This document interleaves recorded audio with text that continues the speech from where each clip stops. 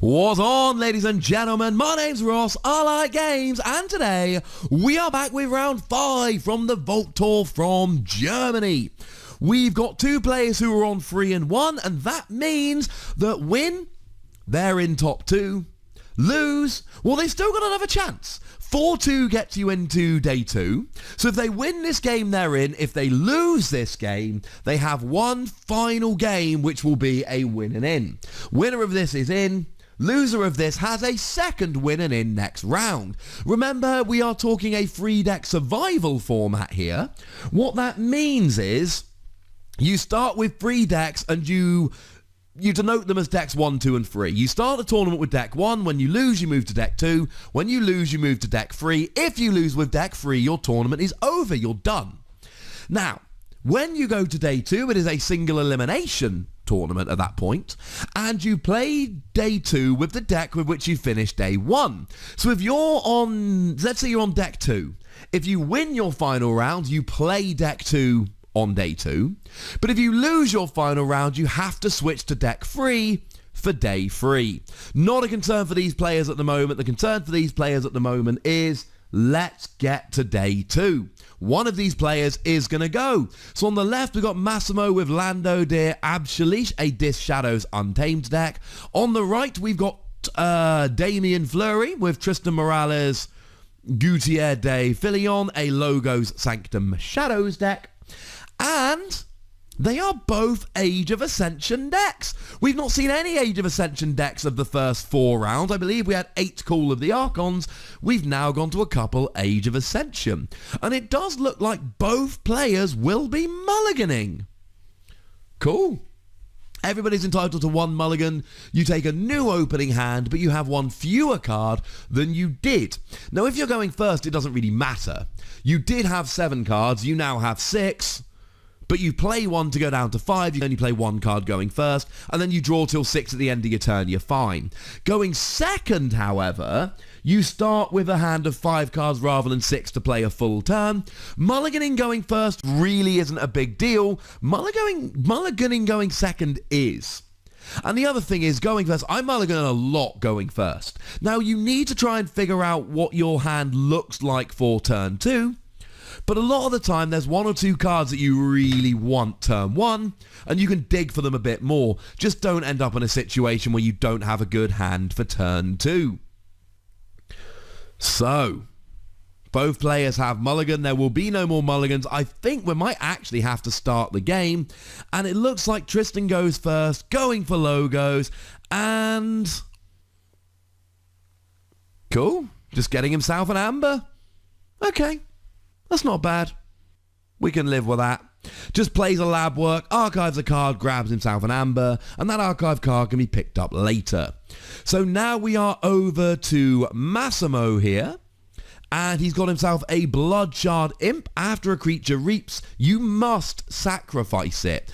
This is very annoying. He's also got a couple of Streak. If it's not on a flank, your opponent draws 1 less card at the end of their turn, 1 fewer. And he's got 2 Tesmal. Tesmal, when you reap, you get to denote a house your opponent isn't allowed to pick. Limited to 2 in a deck, so it's cool that he's got 2. So Cutthroat Research comes down to grab an Ember.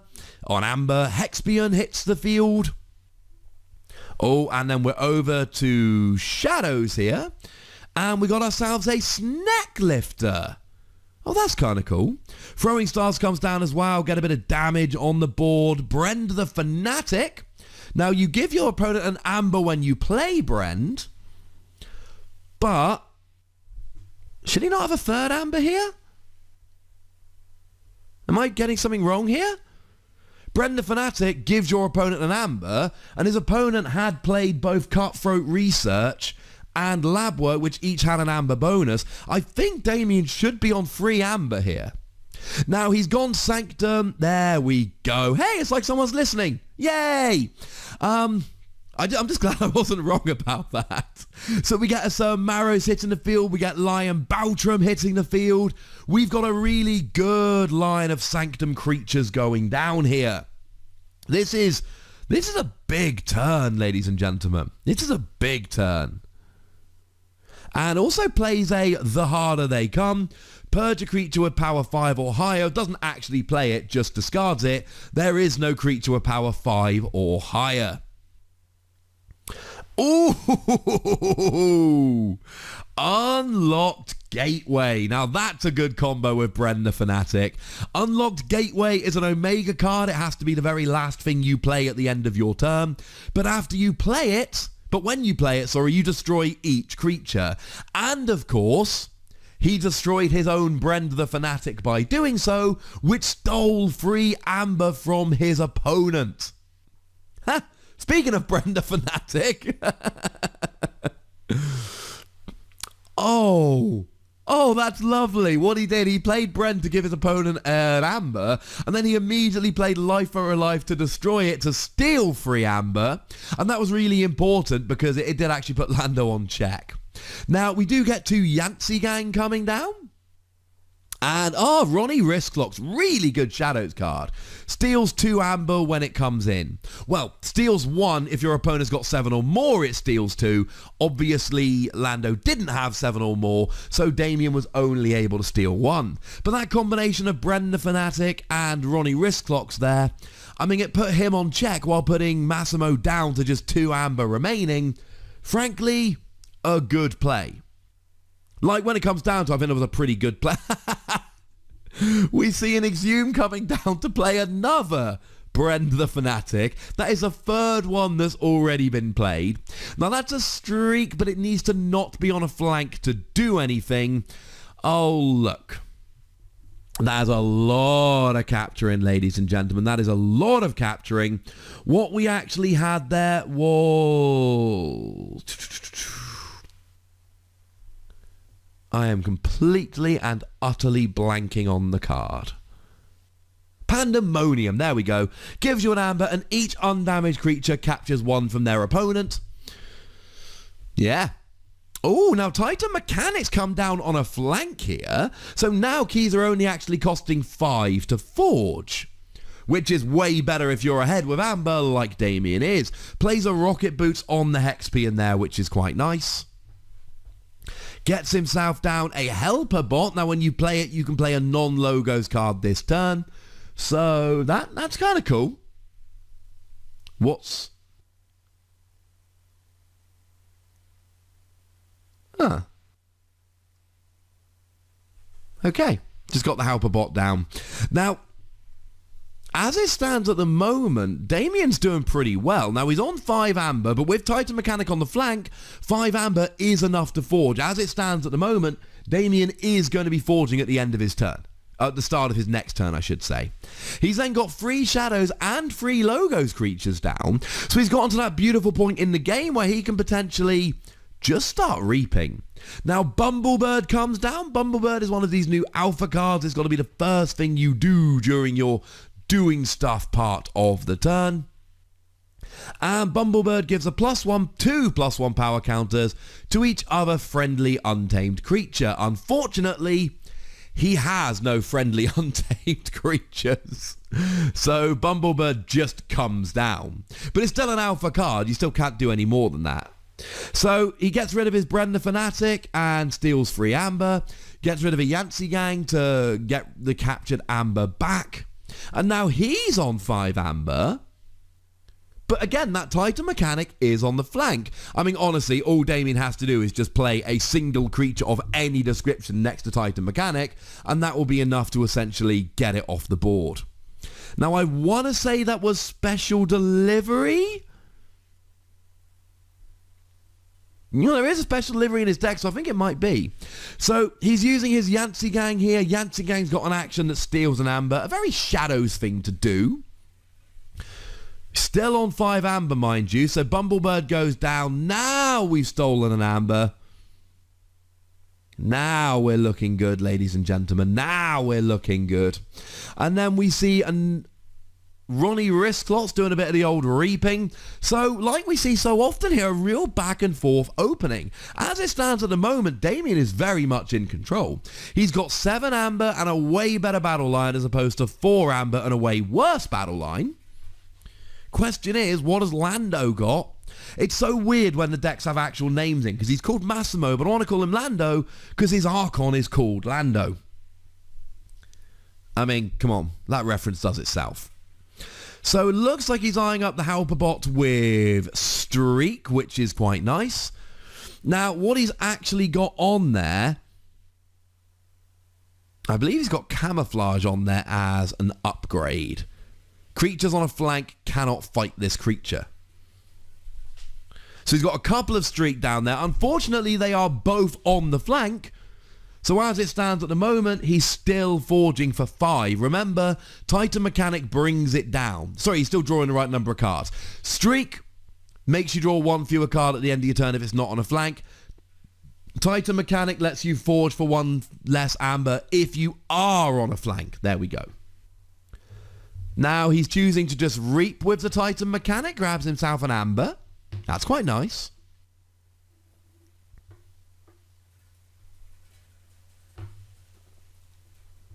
What's coming next? What's coming next? What's coming next? I mean, at some point, you've got to think he's probably going to reap with his Hexbian. But he's got other cards he wants to play first. Oh, okay. So, he's taken Titan Mechanic off of the line. That was a decision that was being made. Now, he actually played Harlan Mindlock. There's 2 of these in his deck. And he's using his special delivery to get rid of Streak here. Take control of an enemy flank creature until Harlan Mindlock leaves play. And they're rare cards, but he's actually got 2 in his deck. So, yeah, that's pretty sweet. Basically lets you steal one of your opponent's creatures. And now, Damien is up by a key. Massimo is not forging a key this turn. Massimo has a completely empty field with no cards on. And Damien has, I mean, just... He's reaping with Hexbian there, and then he's using Rocket Boots to reap with it again, and just rushing ahead here. I mean, he's not on check yet, but he's got 5 amber to his opponent's 5. He's forged a key, and just look. Oh. Now, one of the issues is that Harlan Mindlock is only a 1 power creature. And let's just say Massimo has ways of dealing with 1 power creatures. So, now Throwing Stars and Whistling Darts are easy to confuse. That was Throwing Stars. Deal 1 damage to 3 creatures. Gain 1 amber for each creature destroyed in this way. So he gets 1 on Yancey Gang, 1 on Ronnie, but he also destroys Harlan to get an amber. And he's already up to 7 here. Now he's also playing a Lights Out to give a couple of creatures back to his opponent. They go to your hand, they do not get discarded, although the upgrade does. As soon as a creature leaves play by whatever means, the upgrade goes into the discard pile. This is one of the cool things about Keyforge. I mean, it really is. At the end of last turn, Damien was in such a commanding position, and then in a single turn, Massimo's up to 8 amber and has cleared a lot of stuff off the board. Now we've got an Igor down there. We've got a Hexbian going down there. We're destroying a couple of creatures. And he's finished. Is he finishing his turn? Oh. I mean, he's sitting there with 7 amber. He's doing really, really well there. Now, I believe that was Bouncing Deathquark. You get to destroy an enemy creature and a friendly creature. You can do it as much as you like, but you've got to destroy a friendly and an enemy creature. So he basically sacrificed 2 he was willing to sacrifice so that he could get rid of his opponent's creatures. So I'm cool with that. So we are back here. I believe that was a Gongoozle that came down. Deal 3 damage to a creature. If it's not destroyed, the owner discards a random card from their hand, choosing to pop it down onto the Ronnie Wrist Clocks, which means you don't discard the card, but you do get to grab an amber, because it was on one. There was one on there. Then plays Shula to steal an amber, and plays down a Tesmal as well. Now, it's not stopped Damien forging his second key, but it has meant that he's only got 1 amber left over after forging his second key. And by the same token, Massimo here, he's got 6 amber. He's already on check. Now, Damien's not got the world's most difficult job to get him off of check. He just needs to get rid of a single amber and he'll be fine. But he still needs to get rid of that amber. He still needs to get that amber off the board. What's he got, ladies and gentlemen? What's he got? So he's got himself a Ganges. He's got a Yantzee Gang. He's got himself, now that's not throwing stars, that's whistling darts. Really, they're easy to confuse.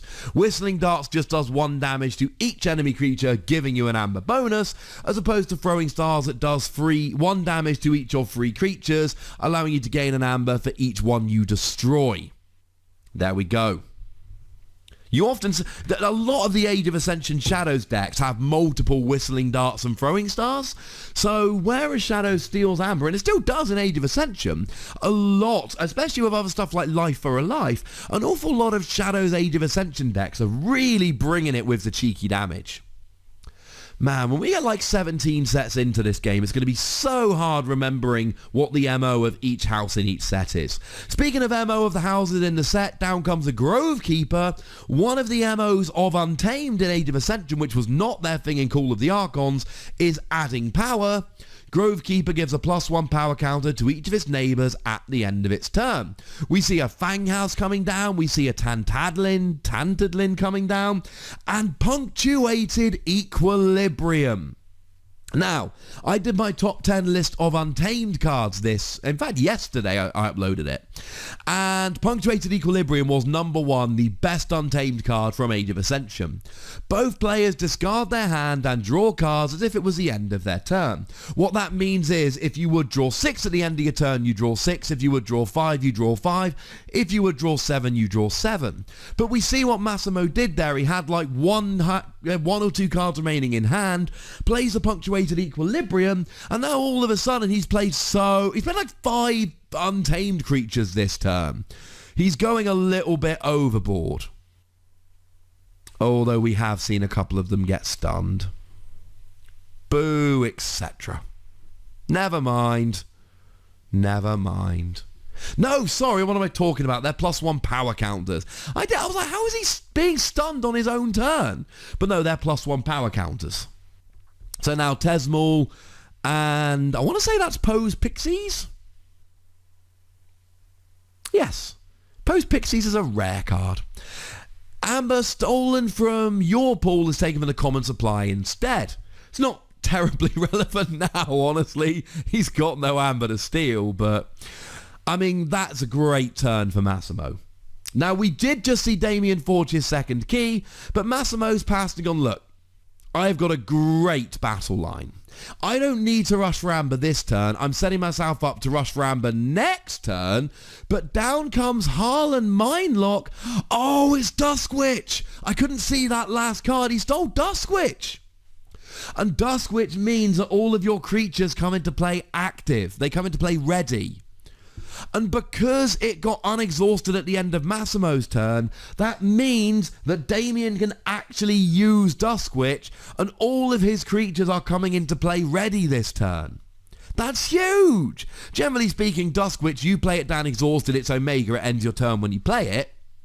Well, then you draw cards, it ends your doing stuff part of the turn.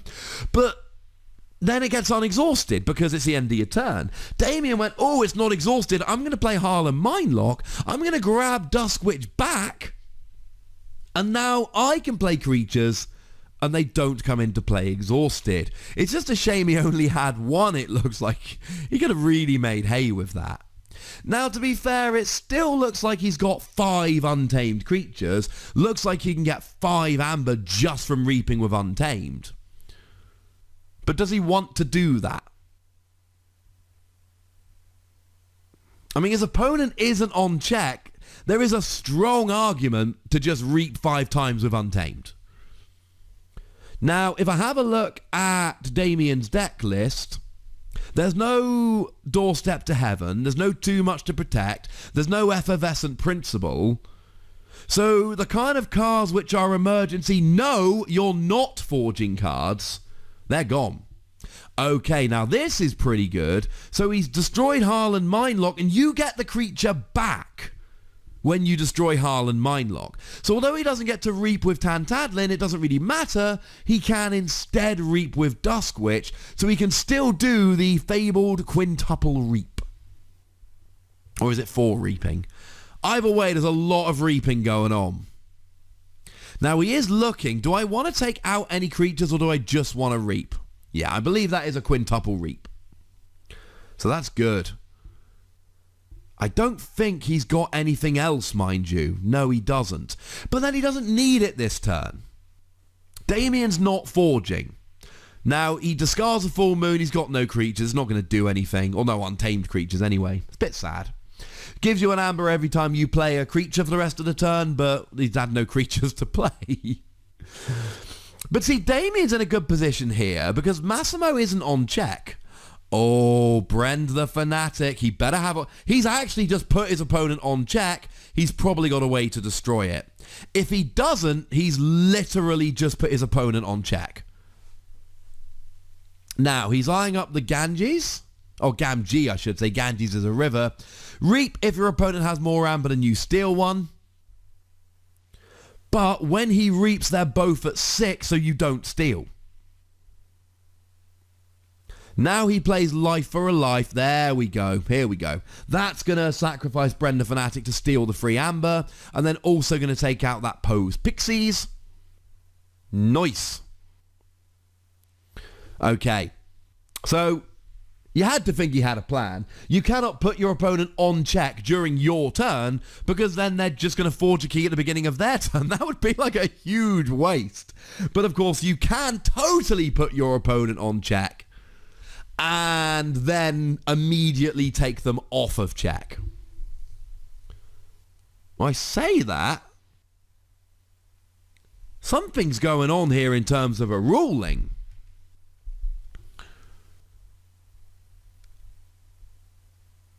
He should be sacrificing Brend the Fanatic. See if we can get an answer here.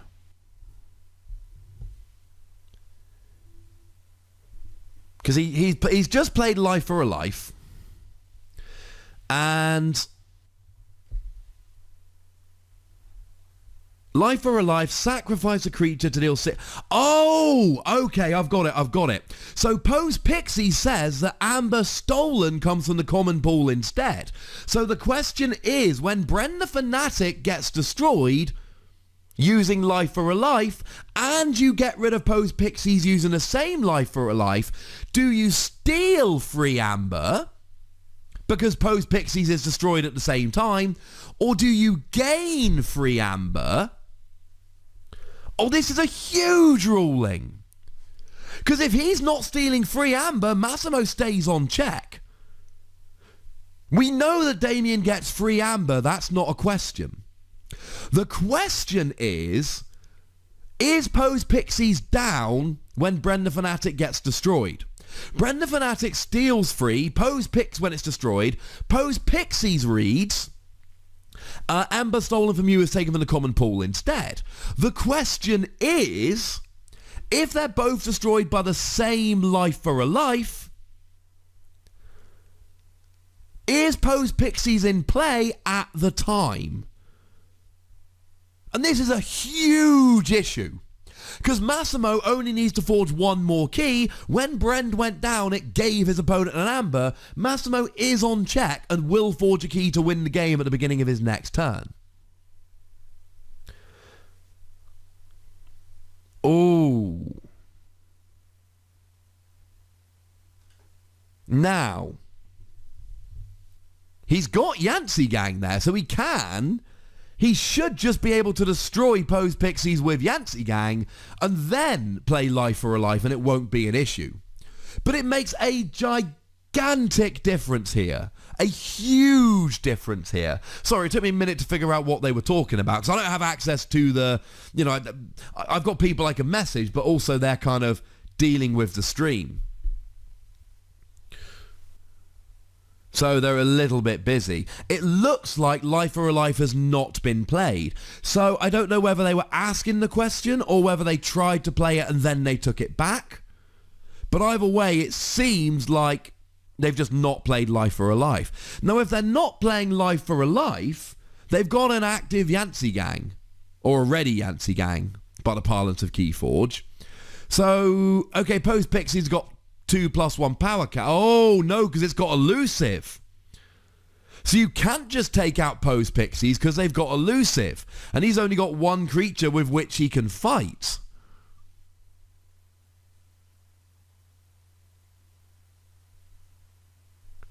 So instead, he's playing Life for a Life and taking out Post Pixies a different way, then using Yancey Gang to steal an Amber. Okay.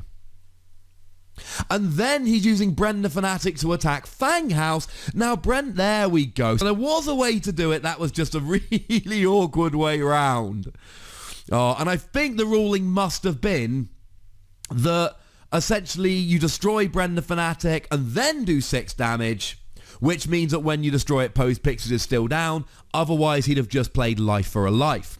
So, although Brent has Skirmish, and when you fight, you don't take any damage back, Fang House has Hazardous Free. When you attack, or when you're fought, you deal free damage before the fight even happens.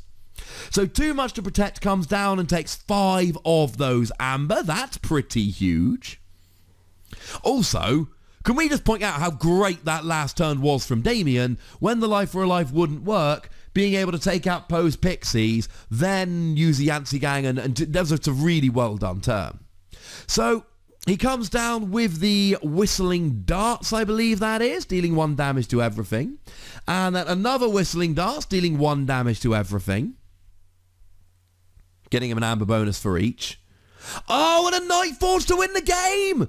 That's it, ladies and gentlemen. Throws down the Night Forge. If you've not forged a key this turn, you may forge a key at +4 current cost. He's sitting there at 10 Amber, and that, ladies and gentlemen, is the game. That was a fun ending. We really thought that Damien on that last turn, he got so much Amber. He did so well with the sequencing and getting around the awkward Life for a Life ruling and all of that. And then Massimo's just like, yeah. Oh. He just throws down his Night Forge and he's then.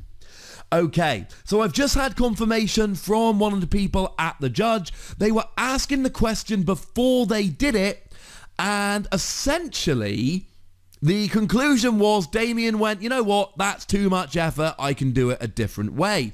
So we didn't actually have a ruling made. The question is, are they destroyed simultaneously?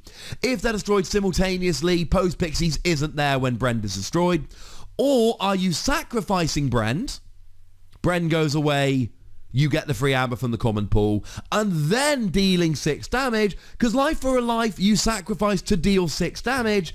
Are they happening at the same time or not?